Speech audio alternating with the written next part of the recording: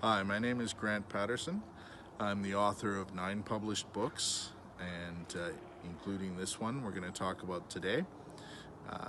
I'm taking advantage of the basic shutdown of the planet Earth, thanks to the 2020 pandemic, to do a little promotion for my books, which as a self-published author is kind of the name of the game.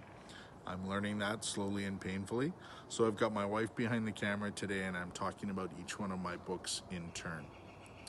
I encourage you to explore my website, give the video a like if you enjoy it, and check out the information on my website below. And you'll find all of my books, links to all of my books available for sale, both in paperback and ebook versions. So the book we're going to be talking about today is one of my more recently completed ventures. It's kind of a departure for me in terms of the story, but also in terms of the size of the thing. It's a big book. It's, I believe, close to 600 pages, but I think it's fascinating. I wrote it like I do with all my other books because I wanted to read it and it hadn't been written yet.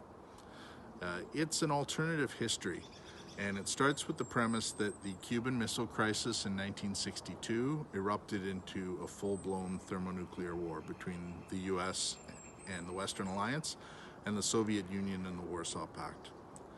The central character is a man named Harrison Mowbray. He's a US Air Force pilot. He is captured in the early stages of the war and is a prisoner of war in the Soviet Union. And before he is repatriated to the US, he's subjected to brainwashing experiments using psychotropic drugs.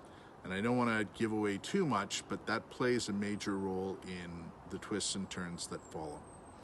The novel bounces back and forth between the present, which in this case is 1971, and the past, the earlier stages of the conflict.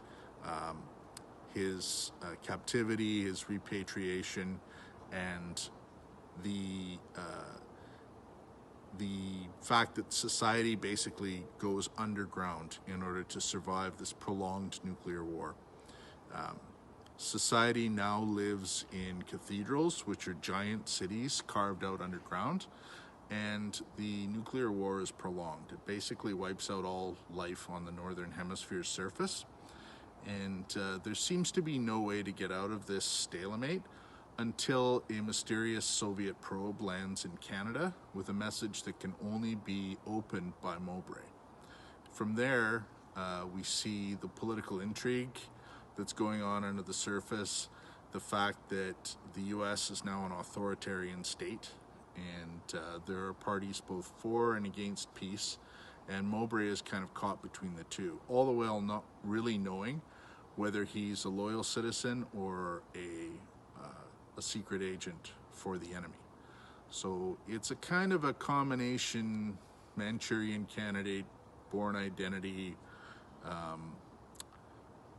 you name it. It's got a lot of different things going on in it. I hope you'll really like it. I really stretched it out with this one and explored my imagination. So I hope you'll enjoy it. It's called Slowly the World Burns While I Help to Fan the Flames. And please check out my website for more. Thanks for your time.